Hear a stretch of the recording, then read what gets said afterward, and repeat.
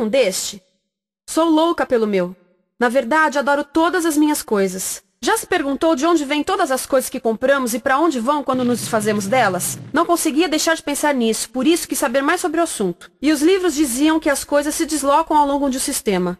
Da extração, para a produção, para a distribuição, para o consumo e para o tratamento de lixo. Isso tudo se chama a economia de materiais. Bem, estudei um pouco mais. Eu passei 10 anos viajando pelo mundo, atrás de pistas de onde vêm as nossas coisas e para onde vão. E sabe o que eu descobri? Esta não é toda a história. Falta muita coisa nessa explicação. Em primeiro lugar, neste sistema parece que está tudo bem, sem problemas. Mas, na verdade, é um sistema em crise, porque trata-se de um sistema linear, e nós vivemos num planeta finito, e não se pode gerir um sistema linear num planeta finito, indefinidamente. Em todas as suas etapas, este sistema interage com o mundo real. A vida real não acontece numa página em branco. Interage com sociedades, culturas, economias, o ambiente, e durante as etapas a vida vai se chocando contra seus limites. Limites que aqui não vemos porque o diagrama está incompleto.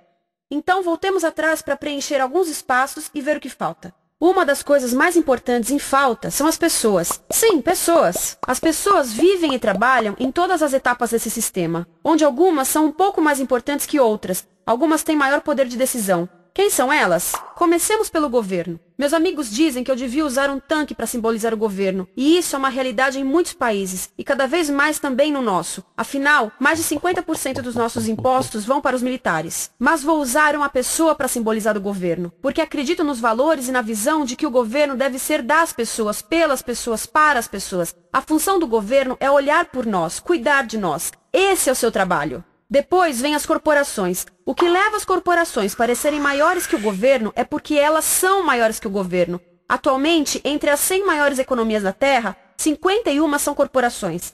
À medida que as corporações foram crescendo, em tamanho e poder, assistimos a uma pequena mudança no governo, como se estivessem mais preocupados com o bem-estar deles do que com o nosso. Muito bem, então vejamos o que mais falta nessa imagem. Começaremos pela extração, que é uma palavra pomposa para exploração de recursos naturais, que por sua vez é uma palavra pomposa para destruir o planeta. A verdade é que cortamos as árvores, arrebentamos as montanhas para extrair os metais, consumimos toda a água e exterminamos os animais. Aqui enfrentamos o nosso primeiro limite. Estamos ficando sem recursos naturais. Estamos utilizando demasiados materiais. Sei que isto pode ser difícil de ouvir, mas é a verdade. Por isso temos que lidar com isso. Durante apenas as 3 últimas décadas, foram consumidos 33% dos recursos naturais do planeta. Desapareceram. Cortamos, minamos, perfuramos e destruímos o planeta tão depressa que estamos debilitando a capacidade do planeta para sustentar o nosso modo de vida. Onde eu vivo, nos Estados Unidos, resta-nos menos de 4% da nossa floresta original. 40% dos cursos de água estão impróprios para o consumo. E o nosso problema não é apenas estarmos utilizando demasiados recursos, mas o fato de estarmos utilizando mais do que a nossa parte.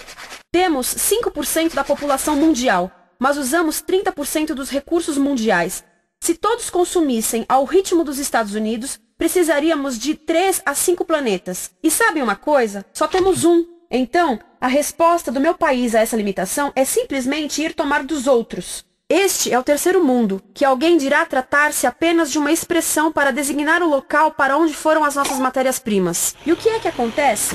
A mesma coisa, destruição do local. 75% das zonas de pesca do planeta estão sendo exploradas ao máximo ou além da sua capacidade. Desapareceram 80% das florestas originais do planeta. Só na Amazônia perdemos 2.000 árvores por minuto, o equivalente a um campo de futebol por minuto. Então, e as pessoas que vivem aqui? Bem, de acordo com esses sujeitos, eles não são donos desses recursos, mesmo que vivam lá há gerações. Não são donos dos meios de produção, nem compram muitas coisas. Nesse sistema, quem não possui nem compra muitas coisas não tem valor. A seguir, as matérias-primas seguem para a produção, onde utilizamos energia para misturar químicos tóxicos com recursos naturais para produzir produtos contaminados com tóxicos. Há atualmente no comércio mais de 100.000 químicos sintéticos. Apenas um punhado foi testado para avaliar o seu impacto na saúde, e nenhum foi testado em relação aos impactos sinérgicos na saúde, ou seja, a interação com todos os outros químicos aos quais estamos expostos diariamente. Por isso, desconhecemos o impacto total deles na saúde e no ambiente. Mas sabemos uma coisa: os tóxicos entram e saem. Enquanto continuarmos a introduzi-los nos nossos sistemas de produção industrial, continuaremos a inserir esses tóxicos nos produtos que levamos para nossas casas, trabalho e escolas, e claro, para nossos corpos. Como os BFRs, ou retardantes de incêndio à base de brometo, que tornam as coisas mais resistentes ao fogo, mas são super tóxicos. São neurotóxicos, ou seja, tóxicos para o cérebro. O que é que estamos fazendo usando esses químicos? Apesar disso, os usamos em nossos computadores, eletrodomésticos, sofás, colchões e até alguns travesseiros. Sim, pegamos nossos travesseiros, os revestimos com neurotoxinas, levamos para casa e dormimos por 8 horas com eles. Não sei, mas acho que num país com tanto potencial, poderíamos ter uma maneira melhor de evitar que as cabeças peguem fogo à noite. Sabia que essas toxinas vão se acumulando ao longo da cadeia alimentar e se concentram nos nossos corpos? Sabe qual é o alimento do topo da cadeia alimentar com o nível mais elevado de químicos tóxicos? O leite materno. Isto significa que os menores membros das nossas sociedades, os nossos bebês, recebem as maiores doses de químicos tóxicos das suas vidas a partir do leite das suas mães. Não acha que é uma incrível violação? A amamentação deveria ser o mais importante ato humano de nutrição. Deveria ser algo sagrado e seguro. A amamentação continua a ser o melhor e as mães devem amamentar, mas nós deveríamos proteger esse ato. Eles deviam protegê-lo. Eu pensava que zelavam pelos nossos interesses. As pessoas que mais sofrem com esses produtos químicos são os trabalhadores das fábricas. Muitos são mulheres em idade reprodutiva que trabalham com toxinas que afetam a gestação, carcinogênicos e muito mais. Agora eu pergunto: que tipo de mulher em idade reprodutiva trabalharia num emprego deste, exposta a estas toxinas, a não ser uma mulher sem outra alternativa? Essa é uma das maravilhas desse sistema. A erosão dos ecossistemas e economias locais aqui garante um fluxo constante de pessoas sem alternativas. No mundo, há 200 mil pessoas por dia se deslocando de ambientes que as sustentaram ao longo de gerações para cidades, onde muitas vivem em bairros de lata, à procura de emprego, por mais tóxico que seja. Não só os recursos são desperdiçados ao longo desse sistema, mas também pessoas, comunidades inteiras são desfeitas. Sim, as toxinas entram e saem. Muitas delas saem das fábricas em produtos, e muitas mais saem como subprodutos, ou poluição, e estamos falando de muita poluição. Nos Estados Unidos, as indústrias admitem liberar mais de 1.800.000 quilos de químicos tóxicos por ano. Deve ser muito mais, porque isso é o que eles admitem. Trata-se de outro limite, porque quem quer ver e respirar 1.800.000 quilos de químicos tóxicos por ano? Então o que eles fazem? Mudam as fábricas poluidoras para o estrangeiro, para poluir outros países. Mas, surpresa, grande parte dessa poluição volta para nós trazida pelo vento. E o que acontece depois de todos os recursos naturais serem transformados em produtos?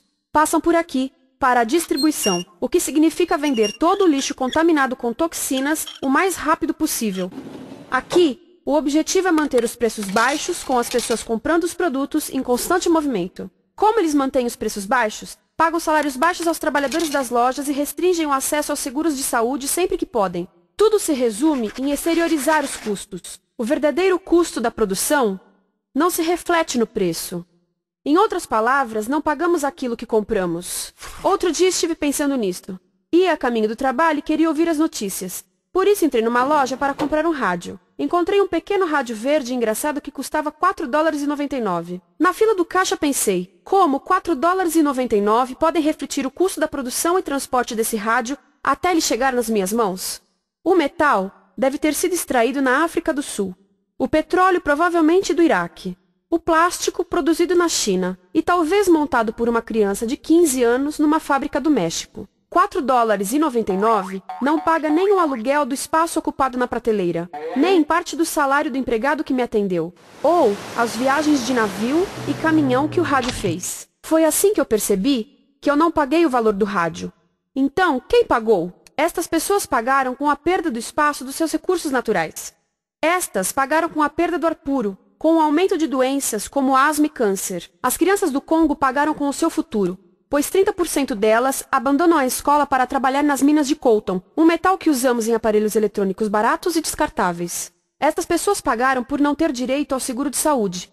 Ao longo desse sistema, pessoas contribuíram para que eu comprasse o rádio por $4,99. Mas essas contribuições não são registradas por nenhum contabilista. É isto que eu quero dizer com exteriorizar o verdadeiro custo de produção. E isso nos leva à seta dourada do consumo. O coração do sistema, o motor que impulsiona.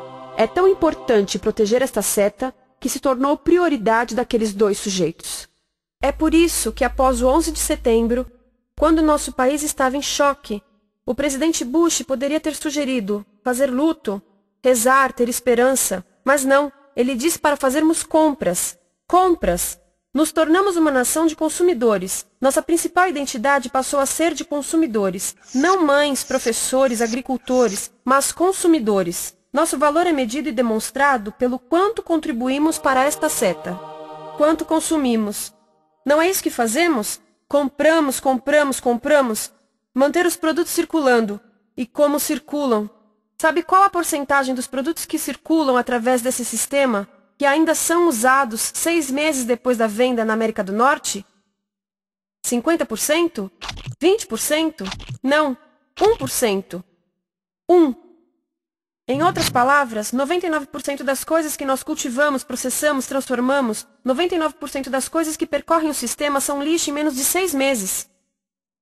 Como é que podemos gerir um planeta com esse nível de rendimento? Mas não foi sempre assim. Hoje, o consumidor médio americano consome o dobro que há 50 anos. Pergunte à sua avó. No tempo dela, a boa gestão, a engenhosidade e a poupança eram valorizados. Então, como é que isso aconteceu?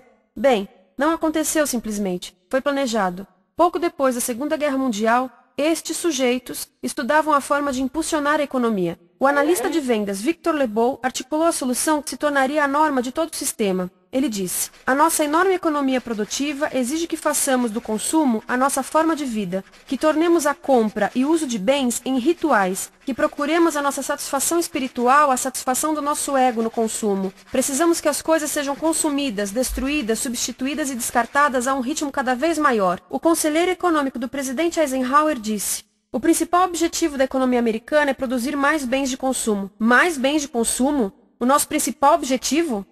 Não é providenciar cuidados médicos, ou educação, ou transportes seguros, ou sustentabilidade, ou justiça? Bens de consumo? Como é que eles nos fizeram adotar esse sistema de forma tão entusiástica? Bem, 2 das suas estratégias mais bem-sucedidas são a obsolescência planejada e a obsolescência perceptiva. A obsolescência planejada é uma outra forma de dizer criado para ir para o lixo. Eles fazem as coisas de modo que sejam inúteis tão rápido quanto possível para jogarmos fora e voltarmos a comprar. Isso é óbvio em sacolas ou copos de plástico, mas verifica-se isso em coisas maiores como esfregões, DVDs, máquinas fotográficas, churrasqueiras, quase tudo, até computadores. Já reparou que quando compra um computador, a tecnologia muda tão rápido que em poucos anos se torna quase um impedimento para a comunicação? Fiquei curiosa e abri um desses computadores para ver o que tinha dentro, e descobri que a peça que se muda a cada ano é apenas uma pecinha no canto. Mas não se pode mudar apenas essa peça, porque cada nova versão tem um formato diferente. Tem que jogar tudo fora e comprar um novo. Estive lendo sobre o design industrial da década de 50, quando a obsolescência planejada começou a aparecer. Esses designers eram muito claros sobre o assunto. Chegavam a debater quão rápido conseguiam que um aparelho avariasse, mas de modo que o consumidor mantivesse fé suficiente para ir comprar outro. Foi tão intencional, mas as coisas não avariam suficientemente rápido para manter essa seta funcionando. Por isso existe também a obsolescência perceptiva. A obsolescência perceptiva nos convence a jogar fora coisas que ainda são perfeitamente úteis. Como fazem isso? Mudam a aparência das coisas. Por isso, se comprou suas coisas há alguns anos, todos percebem que você não tem contribuído para essa seta. E como o nosso valor depende da nossa contribuição para essa seta, isso pode ser embaraçoso. Por exemplo, se eu tiver o mesmo monitor de computador gordo e branco na minha mesa por 5 anos e a minha colega tiver comprado um computador novo, ela vai ter um monitor plano brilhante que combina com o computador, com o celular e até com as canetas. Ela parece estar operando uma nave espacial e eu pareço que tenho uma máquina de lavar na mesa. A moda é outro bom exemplo. Já se perguntou por que os saltos dos sapatos das mulheres passam de largos para finos num ano e no próximo de finos para largos? Não é por haver um debate sobre qual deles é mais saudável. É porque usar saltos largos num ano de saltos finos mostra que você não contribuiu recentemente para a seta. Por isso não vale tanto quanto a pessoa com saltos finos ao seu lado, ou em um anúncio. É para comprarmos sapatos novos. A publicidade e a mídia em geral têm um papel importante nisto. Cada um de nós nos Estados Unidos é bombardeado com mais de 3.000 anúncios por dia. Vemos mais publicidade num ano do que as pessoas há 50 anos viam em toda a vida. Qual é o objetivo de um anúncio, se não nos fazer infelizes com o que temos? Por isso, nos dizem 3.000 vezes por dia que o nosso cabelo está errado, nossa pele, nossa roupa, nossos móveis, nossos carros, nós estamos errados. Mas tudo se resolve se formos às compras. A mídia também ajuda a esconder tudo isto e isto. Por isso, a única parte da economia que vemos são as compras. A extração, produção e envio para o lixo acontecem fora do nosso campo de visão. Por isso, nos Estados Unidos, temos mais coisas do que tivemos antes, mas pesquisas mostram nossa felicidade declinando. Nossa felicidade teve seu pico na década de 50, a mesma época em que a febre consumista explodiu. Coincidência interessante. Acho que sei o porquê. Temos mais coisas, porém menos tempo para o que realmente nos faz felizes. Amigos, família, tempo livre. Estamos trabalhando mais do que nunca. Analistas dizem que não temos tão pouco tempo livre desde a sociedade feudal. E sabem quais são as duas atividades que mais fazemos no pouco tempo livre que temos? Ver televisão e fazer compras. Nós, americanos, passamos 3 a 4 vezes mais tempo comprando do que os europeus. Assim, nessa situação ridícula, vamos trabalhar talvez em 2 empregos, e quando chegamos em casa exaustos e sentamos no sofá novo para ver televisão, os anúncios dizem que não prestamos, então vamos às compras para nos sentirmos melhor. Depois trabalhamos mais para pagar o que compramos e chegamos em casa mais cansados, vemos mais televisão que nos diz para fazermos compras outra vez. E estamos nesse ciclo de trabalhar, ver, comprar, e podíamos simplesmente parar. Então, no final, o que acontece a todas essas coisas que compramos? Nesse ritmo de consumo, não cabe tudo em casa, apesar do tamanho médio das casas ter duplicado nesse país desde os anos 70. Vai tudo para o lixo, e isso nos leva ao tratamento do lixo. Essa é a parte da economia de materiais que conhecemos melhor, porque nós temos de levar o lixo até a esquina. Cada americano produz 2 quilos de lixo por dia, o dobro do que fazíamos há 30 anos. Todo esse lixo ou é despejado num aterro, que é um grande buraco no chão, ou ainda pior, primeiro é incinerado e depois despejado no aterro. As duas formas poluem o ar, o solo, a água, sem esquecer que alteram o clima. A incineração é realmente ruim. Lembra daqueles tóxicos da fase da produção? Bem, queimar o lixo libera esses tóxicos no ar. Pior ainda, produz supertóxicos novos, como a dioxina. A dioxina é a substância mais tóxica feita pelo homem, e os incineradores são a principal fonte de dioxina.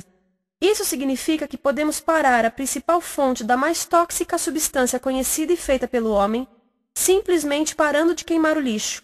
E podemos parar hoje. Algumas empresas não querem criar aterros e incineradores aqui. Por isso, também exportam os resíduos.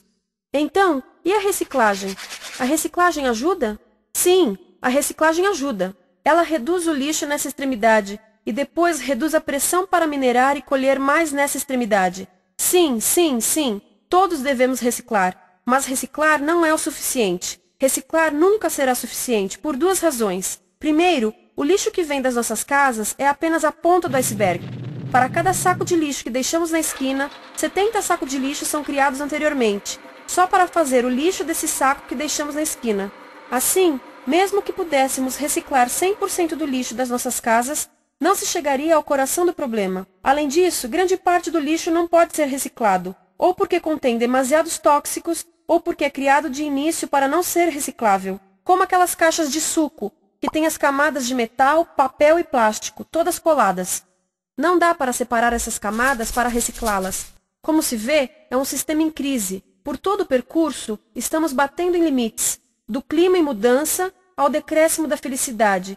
Simplesmente não está funcionando. Mas a parte boa de um problema tão generalizado é haver tantos pontos de intervenção.